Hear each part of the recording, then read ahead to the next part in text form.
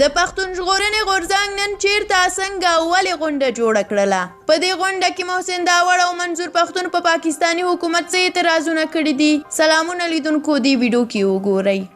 د پښتون ژغورنې غورځنګ نن د شمالي وزیرستان په میرانشاه سیمه کې د پاکستاني حکومت د ظلمونو خلاف لویه غونډه ترسره کړه. په دې ستره غونډه کې د کرښې پورې غاړې میشتو زرګونه پښتنو برخه اخیستې وه.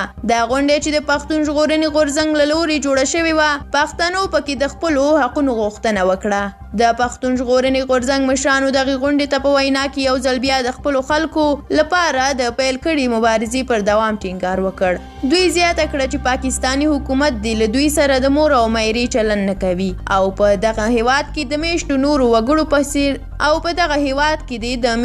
وګړو په څیر پښتنو ته هم د ژوند کولو زمینه برابره کړي. دا د کورونا له بندیزونو وروسته په پاکستان کې د پښتنو تر ټولو لویه غونډه ده چې د پاکستان د حکومت د ظلمونو پر ضد ترسره کیږي. په دې غونډه کې د پښتون ژغورنې غورځنګ مشر منظور پښتون دا لوی غوښتنې لرلې. په سیمه کې د هر ډول ناامنیو مخه ونیول شي، هدفي وژنې بندې شي، بې درکه کسان د عدالتونو ته وړاندې شي، په قبایلي سیمو کې د ښخ ماینونه پاک شي او د کومې بدې پیښې وروسته د عام خلکو زورونه نه کیږي.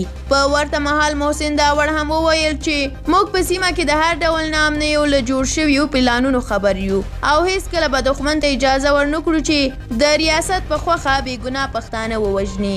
داوړ زیاته کړه چې دوی به خپلې مبارزې ته دوام ورکوي او تر هغه به نه په شا کیږي چې د پاکستان حکومت له ظلم لاس وانخلي. د پښتون ژغورنې غورځنګ دا لویه غونډه نن سهار پیل شوې وه او څو شېبې وړاندې پای ته ورسېده.